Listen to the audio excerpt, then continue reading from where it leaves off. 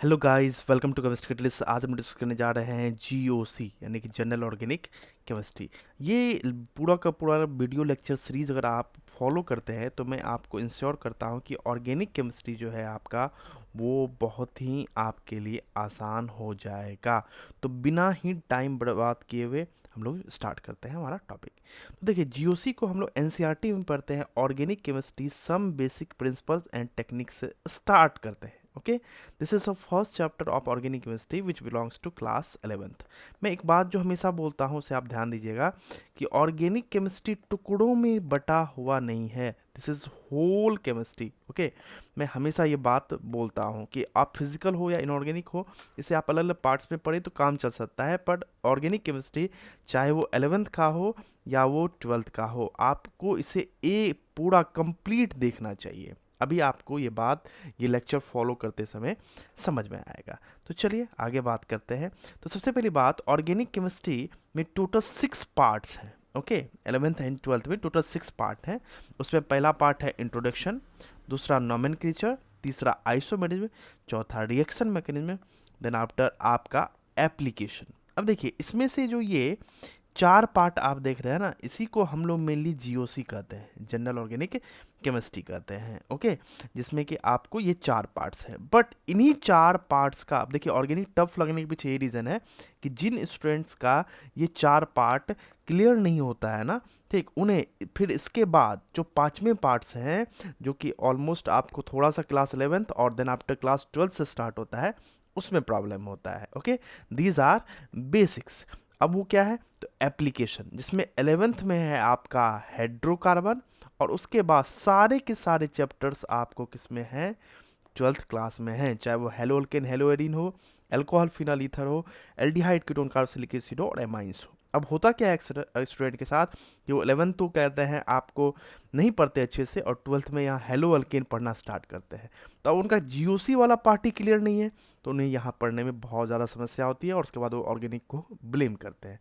तो चलिए, तो ये पूरा का पूरा सीरीज कंप्लीट ऑर्गेनिक केमिस्ट्री को लेकर चलेगा, जिसमें स्टार्टिंग आपको जीओसी से ज़रूर हो रहा है, बट हम लोग अंत तक आएंगे। और उसके बाद ऑर्गेनिक केमिस्ट्री में कुछ चैप्टर्स वो ऐसे हैं जिनका जीओसी से ज़्यादा लेना देना नहीं है, उन्हें मैंने अदर्स में रखा है।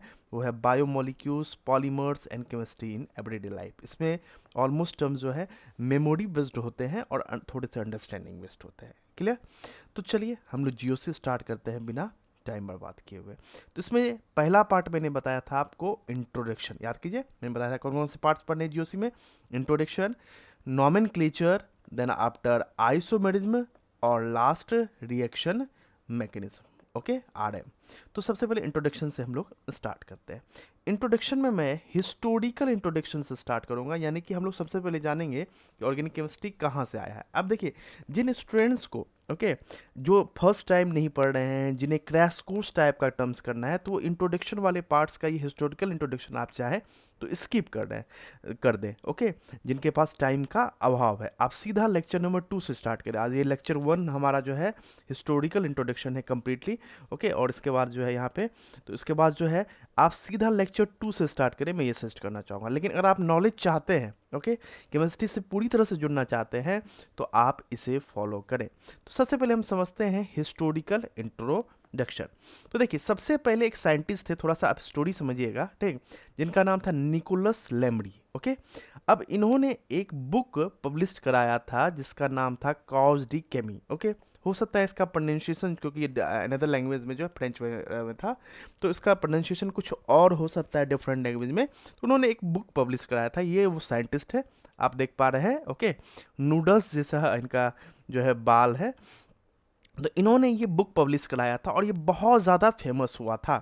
सबसे पहले यही वो साइंटिस्ट हैं जिन्होंने केमिस्ट्री का क्लासिफिकेशन किया है। आपका केमिस्ट्री के कंपाउंड्स का सबसे पहला क्लासिफिकेशन का श्रेय निकोलस लेमड़ी को ही जाता है। ये इनका एज है ना, कि इस मतलब ड्यूरेशन में इन्होंने, मतलब ये इनका बर्थ ईयर है और ये डेथ ईयर। ओके, तो इन्होंने ये पब्लिश किया था, और इसमें इन्होंने इस बुक में, जो कि बहुत फेमस हुआ था, इन्होंने क्या बताया था कि जितने भी सब्सटेंस हैं वो 3 तरह के होते हैं। पहला जो एनिमल से मिलते हैं, दूसरा जो प्लांट से मिलते हैं, और तीसरा जो कि अर्थ क्रस्ट से मिलते हैं।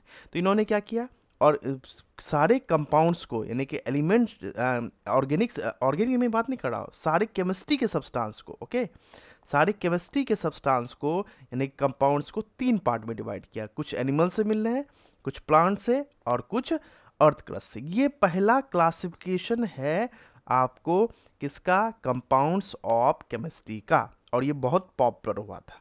उसके बाद सेकेंड साइंटिस्ट, देखिए टोटल हम लोग 6 साइंटिस्ट के बारे में यहाँ पे बात करने वाले हैं, जिससे केमिस्ट्री का हिस्ट्री जुड़ा हुआ है, ओके, केमिस्ट्री का क्या जुड़ा हुआ है, हिस्ट्री जुड़ा हुआ है। तो उसमें पहले साइंटिस्ट थे हमारे कौन, निकोलस लेमडी। उन्होंने बुक पब्लिश किया और इन्होंने क्या किया, सारे कंपाउंड्स को 3 पार्ट्स में डिवाइड किया।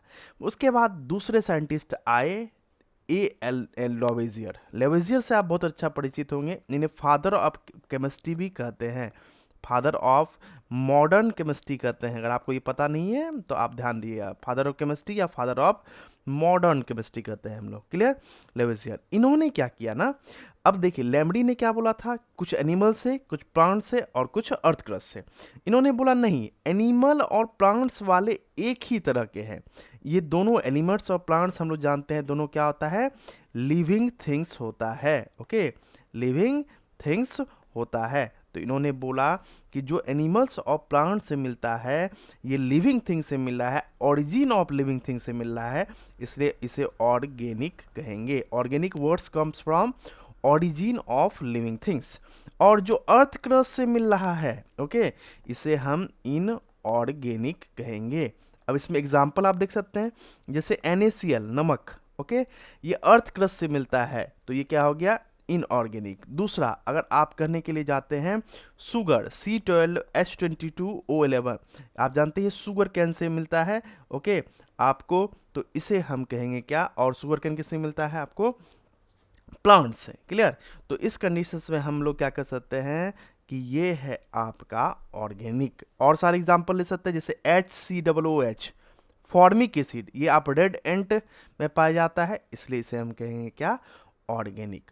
तो फादर ऑफ केमिस्ट्री लेवेजियर ने क्या किया, इसे अब 2 पार्ट्स में सारे कंपाउंड्स को या कह सकते हो सब्सटेंस को डिवाइड किया, ओके। उसके बाद क्या हुआ कि 2 वर्ड्स आए, जैसा मैंने आपको बताया, ऑर्गेनिक जो क्या हो, लिविंग थिंग से ऑब्टेन होता हो। अब सोचिए, जैसे कि एक वर्ड होता है सत्य, ओके, सत्य मतलब होता है सही। अब इसके आगे और लगा देते तो क्या होता है, असत्य, जो सही नहीं है, जैसे perfect, imperfect, just like, okay. अब देखिए, तो उसी तरह से ऑर्गेनिक के आगे इन लगा दिए, इन मीन्स नॉट और ऑर्गेनिक। तो अब जो ऑर्गेनिक नहीं होगा उसे हम इनऑर्गेनिक कहेंगे। तो ऑर्गेनिक नहीं होगा, ऑर्गेनिक में क्या होता था, लिविंग, तो इनऑर्गेनिक में क्या होगा, जो नॉन लिविंग से मिलेगा, नॉन लिविंग यानी कि अर्थ क्रस्ट। तो ये क्लासिफिकेशन किसका था, एंटनी लेवेजियर का था, father of chemistry, okay, AL लेवेजियर कहते हैं इनको। अब इसके बाद क्या है, थर्ड साइंटिस्ट आए, ध्यान दीजिएगा, इनका नाम था क्या, JJ बर्जीलियस। इन्होंने 1815 में एक थ्योरी दिया जिसका नाम था वाइटल फोर्स थ्योरी। क्या नाम था, वाइटल फोर्स थ्योरी। और ये कुछ ज़्यादा ही कॉन्फिडेंट थे अपनी चीज़ों को लेकर के, और ये थोड़ा सा AL लेवेजियर को बहुत ज़्यादा फॉलो कर रहे थे, क्योंकि AL लेवेजियर ने बोला था कि ऑर्गेनिक सब्सटेंस लिविंग थिंग से मिलता है। तो इन्होंने बोला कि अब इन्होंने अपनी थ्योरी में क्या बोल दिया, ठीक, कि organic compounds are only form by nature, okay, यानी कि ऑर्गेनिक कंपाउंड्स को बस लिविंग थिंग्स मतलब क्या, नेचर ही बना सकती है, okay. It is impossible to prepare it in laboratory, इसे हम लैब में बना नहीं सकते हैं। ये कहते हैं लेवेजियर के चीज़ों को जो है कुछ ज़्यादा ही अप्लाई कर दिए। उन्होंने बोला कि लिविंग थिंग से मिलता है ऑर्गेनिक कंपाउंड, तो इसे हम लैब में बना ही नहीं सकते, ओके, कभी नहीं बना सकते। इन्होंने बोला था, ठीक। आप बस शॉर्ट में चीज़ों को इंट्रोड्यूस होइए, बहुत ज़्यादा डिटेल में जानने की आवश्यकता नहीं है, ठीक। इसके पीछे बहुत ज़्यादा फिर आप हिस्ट्री सिविक्स में चले जाओगे, ठीक। तो वाइटल फोर्स इन्होंने बोला था कि एक खास तरह की शक्ति पाई जाती है नेचर के पास, ठीक, जिस शक्ति के द्वारा, ओके, जिस शक्ति के द्वारा जो है नेचर क्या करता है, ऑर्गेनिक कंपाउंड्स को बनाता है। क्योंकि हमारे पास ये फोर्स, हमारे पास ये पावर, ये शक्ति नहीं है, इसलिए हम लोग लैब में इसे बना नहीं सकते हैं। चलिए, अब इसके बाद जो है ये बोला गया कि ये देखा गया कि जितने भी ऑर्गेनिक कंपाउंड्स थे उसमें कार्बन पाया जाता था, यानी कि those compound which contain carbon is called organic. Okay, देखा कि क्या क्या क्या उन लोगों ने क्या बोला था कि जो नेचर से मिलता है उसे ऑर्गेनिक कहेंगे, और जो नेचर से मिला उसमें क्या पाया गया, कार्बन पाया गया, तो उसे हम लोग क्या कहने लगे, ठीक, कि this one is organic. Clear? तो इसी से आप देखिएगा कि आपका क्लास 10th में एक चैप्टर है, ठीक, carbon and its compound, its compound. अब यहाँ पे आपको क्या बोला जाता है कि this is a organic chemistry, because ये आपका ऑर्गेनिक केमिस्ट्री का एक डिफिनेशन ये कहता है, ठीक, कि दोज का the branch of chemistry in which we study about carbon and its compound. Clear? तो ऑर्गेनिक कंपाउंड वो हो गया जिसमें कार्बन प्रेजेंट है, जैसे मीथेन, CH4, C2H5 इथेनॉल या इथाइल अल्कोहल, इसमें आपको कार्बन नज़र आ रहा होगा। लेकिन जैसे जैसे रिसर्च आगे बढ़ा तो ये ऑब्जर्व किया गया कि बहुत सारे ऐसे कंपाउंड्स थे, जैसे CO2, ओके, आप देख सकते हैं CO2, इसमें कार्बन तो प्रेजेंट है पर ऑर्गेनिक कंपाउंड्स का ये नेचर एग्जिस्ट नहीं करता है, यानी कि जैसे ऑर्गेनिक और सारे ऑर्गेनिक कंपाउंड्स के जो प्रॉपर्टीज़ हैं, ठीक, वो ये इसमें एग्जिस्ट नहीं करता है, ये नेचर में मिलता भी नहीं है, ये नेचर लिविंग थिंग से ये ऑब्टेन भी नहीं हो पाता है। ठीक, तो इसमें एक्सेप्शंस हो गए बहुत सारे, धीरे धीरे रिसर्च आगे बढ़ता गया और बहुत सारे एक्सेप्शन मिले। जैसे पहला एक्सेप्शन था हमारा कार्बन मोनोऑक्साइड, दूसरा carbon dioxide, next carbon disulphide, ये तीन के तीन कंपाउंड मिल गए जिसमें कार्बन तो प्रेजेंट था बट ये ऑर्गेनिक जैसा प्रॉपर्टी शो नहीं कर रहा था जैसे और सारे ऑर्गेनिक कंपाउंड शो कर पा रहे थे। उसके बाद कुछ ग्रुप्स ऑफ कंपाउंड मिले, जैसे कार्बोनेट्स। अब कार्बोनेट्स आप जानते हैं CO3 2- होता है, जैसे फॉर एग्जांपल कैल्शियम कार्बोनेट, और आप ले सकते हैं जैसे क्या Na2CO3 सोडियम कार्बोनेट। तो देखिए इसमें कार्बन तो प्रेजेंट है बट आप ये बहुत सारे प्रॉपर्टीज जो है ऑर्गेनिक वाला शो नहीं करता। जैसे ऑर्गेनिक कंपाउंड्स में जनरली कोवैलेंट बॉन्ड होता है बट आप यहाँ जानते हैं ये Ca2+ और CO3 2- में होता है, यहाँ आयनिक बॉन्ड पाया जा रहा है। ओके, तो इसलिए जो है ये आपको मतलब इस तरह से आप कह सकते हो कि ये सभी, इन सभी में कार्बन तो प्रेजेंट था बट ये ऑर्गेनिक जैसा, अदर ऑर्गेनिक कंपाउंड जैसा प्रॉपर्टी शो नहीं कर पा रहा था। चौथा जो है आपको जो ग्रुप है वो था बाइकार्बोनेट्स, नेक्स्ट साइनाइड्स। अब साइनाइड में सारे साइनाइड नहीं, जैसे कि आपका KCN, ओके, पोटासियम साइनाइड। आप यहाँ पर एक बात ध्यान दें कि ये तीनों कंपाउंड्स हैं और ये तीनों ग्रुप्स ऑफ कंपाउंड हैं। अब ग्रुप ऑफ कंपाउंड में बहुत सारे कंपाउंड आ सकते हैं। ओके, अब तो इस कंडीशंस में ये देखिए 3 ग्रुप ऑफ कंपाउंड और यहाँ 3 कंपाउंड्स की चर्चा हम लोग कर चुके हैं। और हम लोग बात करते हैं साइनेट्स, जैसे KOCN। ओके, ये भी इसमें कार्बन प्रेजेंट है बट ये ऑर्गेनिक जैसा शो प्रॉपर्टी नहीं करता है। नेक्स्ट थायोसाइनेट्स, तो क्या हो गया KSCN। ठीक, ये भी जो है ऑर्गेनिक जैसा प्रॉपर्टी शो नहीं करता है। ओके, कार्बाइड्स, जैसे फॉर एग्जांपल कैल्शियम कार्बाइड्स। देखिए आप देख रहे हैं 3 यहाँ और 3 यहाँ, टोटल 6 ग्रुप ऑफ कंपाउंड है। अब इन ग्रुप ऑफ कंपाउंड्स में जो ग्रुप्स हैं इसमें बहुत सारे कंपाउंड्स होंगे और 3 क्या है आपका कंपाउंड्स है। तो टोटल जो है आपको टोटल 9 तरह के एक्सेप्शन है। ओके, 9 तरह के क्या हैं, एक्सेप्शंस हैं ऑर्गेनिक कंपाउंड्स के, या कह सकते हैं आप ऑर्गेनिक केमिस्ट्री में। ओके, जिसमें कार्बन प्रेजेंट है बट वो ऑर्गेनिक नहीं है। अब आगे बढ़ते हैं हम लोग। उसके बाद आए आपको फोर्थ साइंटिस्ट। अब जब J.J. बर्जीलियस ने ये थ्योरी दे दिया और उन्होंने बोला कि ऑर्गेनिक कंपाउंड्स को हम लोग लैब में बना नहीं सकते, लैब में बना नहीं सकते, इसे बस नेचर ही बना सकती है। आप ध्यान दीजिएगा। तो फिर एक साइंटिस्ट आए जिनका नाम था वोहलर। ओके, इन्होंने 1828 में, जरा देखिए यहाँ पे, आप जरा यहाँ पे ईयर्स को भी थोड़ा ध्यान दीजिएगा। आपका 1815 में J.J. बर्जीलियस ने थ्योरी दिया, वाइटल फोर्स थ्योरी, और उसके कुछ ही समय बाद आप देख सकते हैं 1828 में जो है वोहलर ने क्या किया, अमोनियम साइनेट। अब यहाँ पे देखिए अमोनियम साइनेट, आप अमोनियम साइनेट को हिट करके यूरिया बनाया। अब यहाँ पे देखो, जिन्हें ये एक्सेप्शन नहीं पता होगा ना, जो मैंने बताया है, ठीक, वो अब यहाँ कंफ्यूज हो जाएंगे, क्योंकि ये भी ऑर्गेनिक है, क्योंकि इसमें भी कार्बन प्रेजेंट है, और ये भी ऑर्गेनिक है, इसमें भी कार्बन प्रेजेंट है। तो भैया ऑर्गेनिक को हीट करके ऑर्गेनिक बनाया है, लेकिन ऐसा नहीं है बाबू।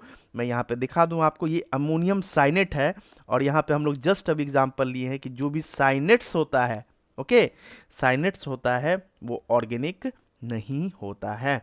तो अमोनियम साइनेट्स जो कि इनऑर्गेनिक कंपाउंड्स था, इसको गर्म करके ऑर्गेनिक बनाया। अब देखो बाबू, यहाँ पे जे बर्जेलियस जो है ना, बहुत बड़े साइंटिस्ट थे, ओके। इन्होंने 1813 में सिंबल भी दिया था। आप जो H4 हाइड्रोजन लिखते हैं, He4 हीलियम, ये symbol of element J Berzelius ने ही दिया है। तो अब इनके थ्योरी को जो है आप सिरे से नकार नहीं सकते। वैसे वोहलर ने गर्म कहते हैं हीट करके अमोनियम साइनेट को यूरिया तो बना दिया, ओके, लेकिन ये कहा गया कि ये तो ये कन्वर्जन है, ये प्रिपरेशन नहीं है, ओके। इसमें आपने क्या किया कि ए को बी में कन्वर्ट किया है। प्रिपरेशन हम तब मानेंगे जबकि आप किसी भी कंपाउंड को उसके एलिमेंट्री स्टेट से बनाओ, यानी कि एलिमेंट से बनाओ, ओके।